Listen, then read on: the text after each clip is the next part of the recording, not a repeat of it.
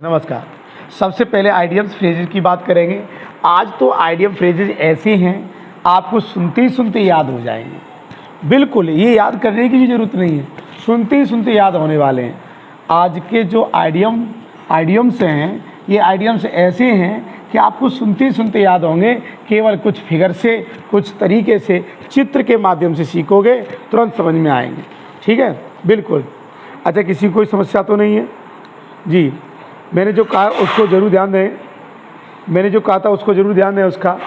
मैंने जो कहा था आपसे, क्या कहा था, क्या आप अपना काम करते रहिए, वीडियो लाइक और शेयर ज़रूर करते रहिए, क्योंकि वीडियो लाइक और शेयर करने का आपका काम है।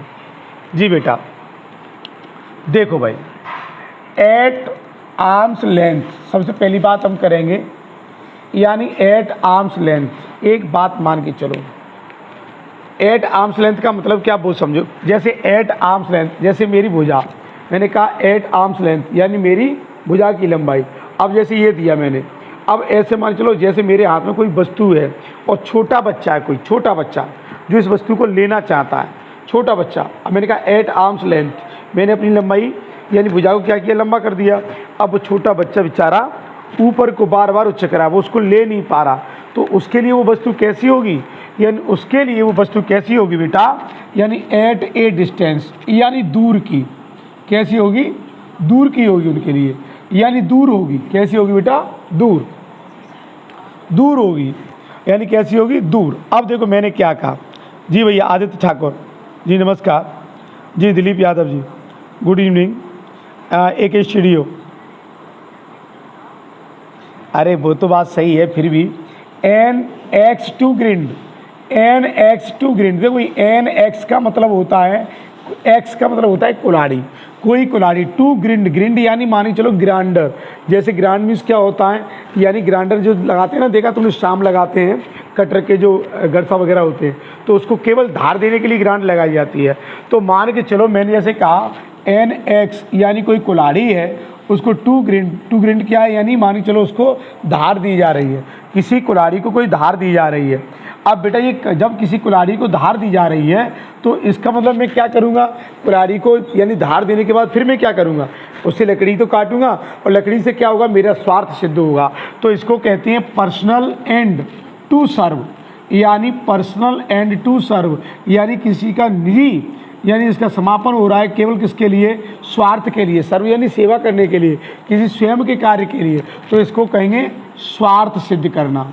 क्या कहेंगे, स्वार्थ सिद्ध करना, स्वार्थ सिद्ध करना, इसको आप कहेंगे स्वार्थ सिद्ध करना। जी बेटा, जी बेटा, जी स्वार्थ सिद्ध करना।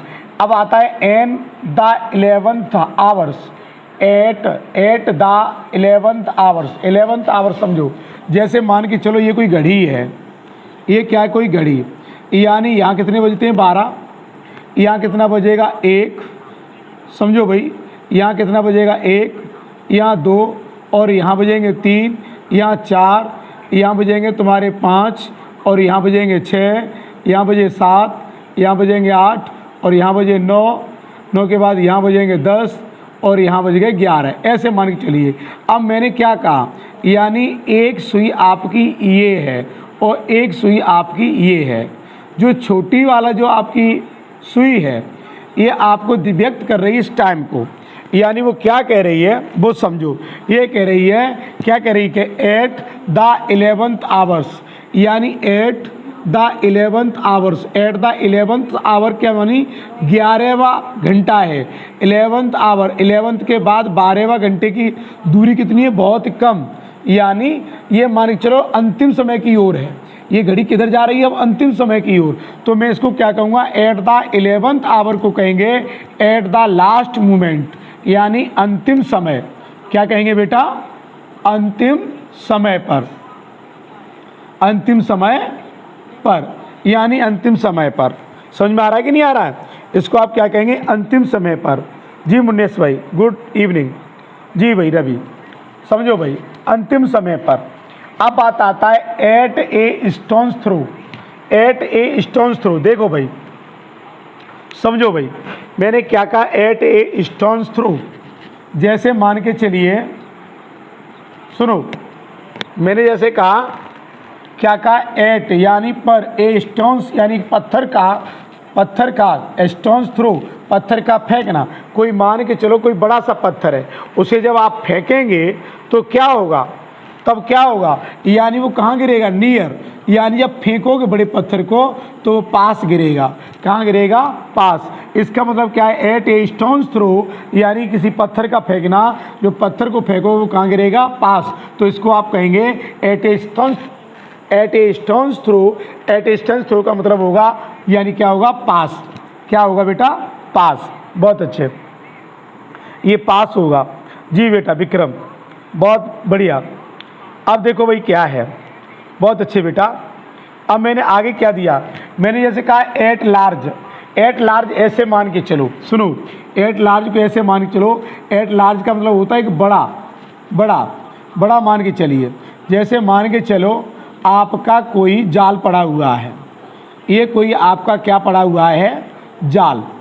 ऐसे मान के चलिए ये आपका कोई एक जाल पड़ा हुआ है। इस जाल में क्या होता है, ये जो जाल आपका पड़ा हुआ है, इस जाल में आप ऐसे मान के चलो कि मैंने कोई अनाज डाल दिया। क्या डाल दिया, अनाज। अब ये मेरा जाल पड़ा हुआ है, अनाज पड़ा हुआ है इसमें, मैंने इसमें अनाज डाल दिया। अब अनाज डाल दिया, इसमें क्या हुआ, यानी छोटे छोटे पक्षी आकर के बैठ गए। छोटे छोटे पक्षी जैसे कबूतर, मान के चलो कबूतर आके बैठ गए। अब ये कबूतर क्या है, एट लार्ज एक बड़े पैमाने पर, यानी एक बड़े पैमाने पर क्या हुआ, एक कबूतर आके इस अनाज को चुनने लगे। अब एक बात सोचो, कबूतर जाल में सबके सब फंस गए। अब उसका एक लीडर था, कबूतर का एक लीडर, आपने कहानी सुनी होगी, एक कबूतर का लीडर है। और वो कबूतर का लीडर क्या कर रहा है पता है, वो कबूतर का लीडर उन सब कबूतरों से कह रहा है कि देखो, यानी वैसे हम तुम जाल में फंस गए, लेकिन हम तुम क्या है, एट लार्ज एक बड़ी संख्या में हैं। अगर हम सब एक साथ में यहाँ से उड़ें तो क्या होगा, ये जाल भी हमारे साथ उड़ेगा, अंत में ये जाल गिर जाएगा और हम स्वतंत्र हो जाएंगे।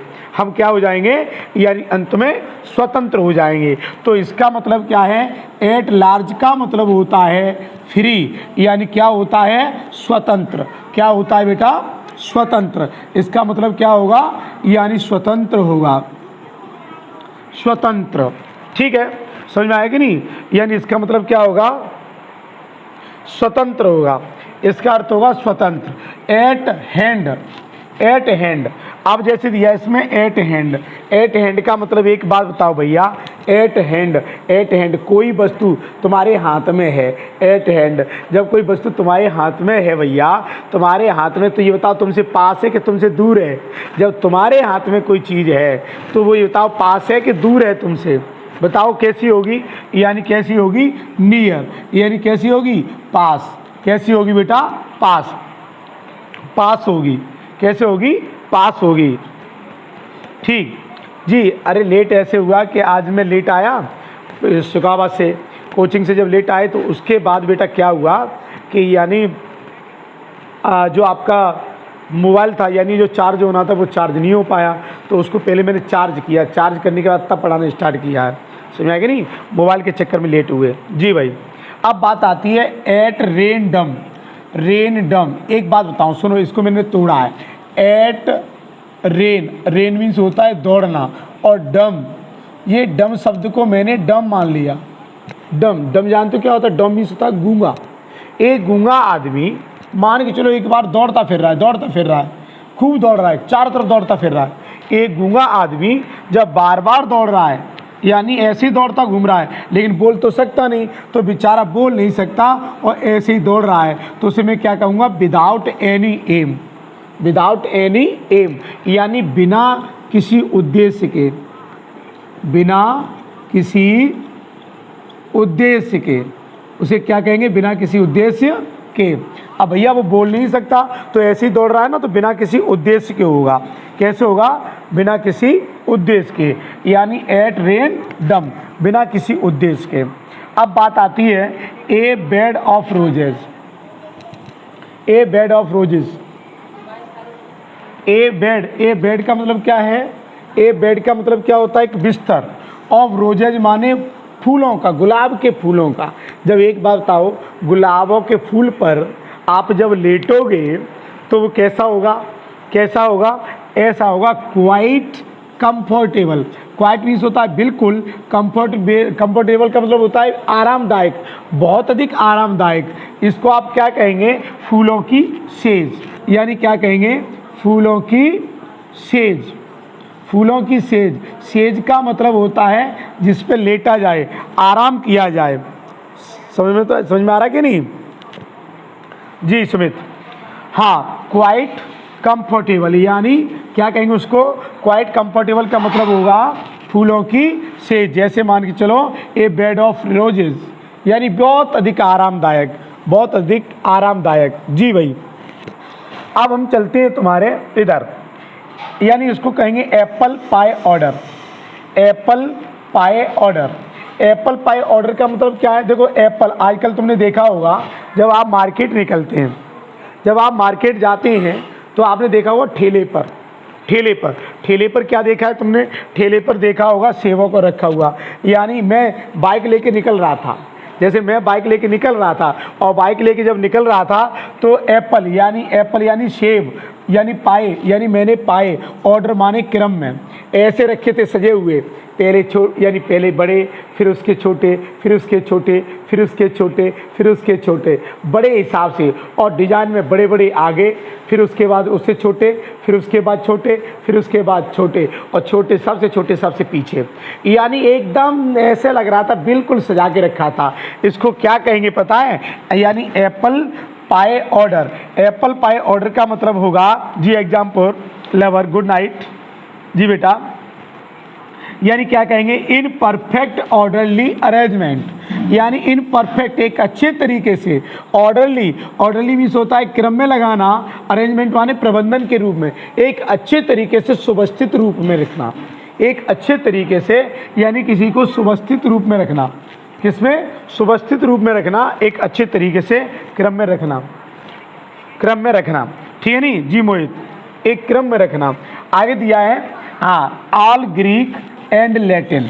देखो भाई, ये शब्द मैं जो आपको कहूँगा, ऑल ग्रीक एंड लैटिन, थोड़ा गंदा शब्द होगा, लेकिन एक बात बताऊँ, मज़े की बात होगी, आपको याद हो जाएगा आज के बाद, तो इस शब्द को कभी भूलोगे ही नहीं, कभी नहीं भूलोगे इस शब्द को। ये शब्द ऐसा है, एक काम करिए, इस शब्द को आपको तुरंत बता रहा हूँ, लेकिन सबसे पहले आप 27 स्टूडेंट लाइव में हैं, 27 लाइक करिए फटाफट से वीडियो को, 27 इस वीडियो को तुरंत लाइक करिए, तब मैं इसके आगे तुम्हें बताऊंगा। ये बड़ी मज़ेदार कहानी है, इस कहानी को जो मैं सुनाने जा रहा हूँ तुम्हें, बहुत ज़बरदस्त कहानी है भाई। एक बार तुम कहानी को सुनोगे तो हंसोगे, और हंसने के बाद थोड़ा कड़वा मौत जरूर करोगे। कड़वा मौत मत करना, अच्छी बात ये होगी, ठीक है नहीं? हाँ, कड़वा मौत नहीं करना है। फटाफट से जल्दी करिए, वीडियो को लाइक करिए फटाफट से, तब मैं आपको समझूँ कि जी हाँ, जो मैं कह रहा हूँ उस बात पर फटाफट जाइए, बहुत जल्दी जाइए। जी बेटा, मैं आपको कहानी सुनाने जा रहा हूँ, बहुत जल्दी, अति शीघ्र करिए। हाँ भाई, ऑल माने होता है सब, और ग्रीक का मतलब मान लो गिरे, मान लीजिए कि ग्रीक का मतलब क्या है कि गिरा, यानी ऑल ग्रीक यानी सब गिर गए, एंड लैटिन, अब समझो भैया, अब ऐसे मान के चलो, लैटिन तो वैसे तुम जानते ही हो लैटिन क्या होती है।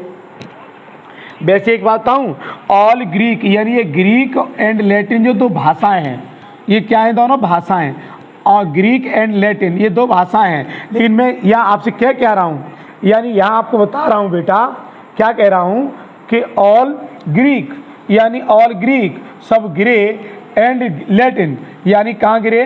ग्रीक यानी गिरे, एंड लैटिन यानी लैटिन में। जैसे मान के चलो किसी गोबर में, यानी लैटिन में, और ऊपर से मान के चलो कोई गिर गया और पूरा का पूरा बेचारा गंदा हो गया, पूरा का पूरा गंदा। अब पूरा का पूरा गंदा हो गया, पूरा का पूरा गंदा होने के बाद क्या हुआ? जब पूरा गंदा हो गया, देखो भाई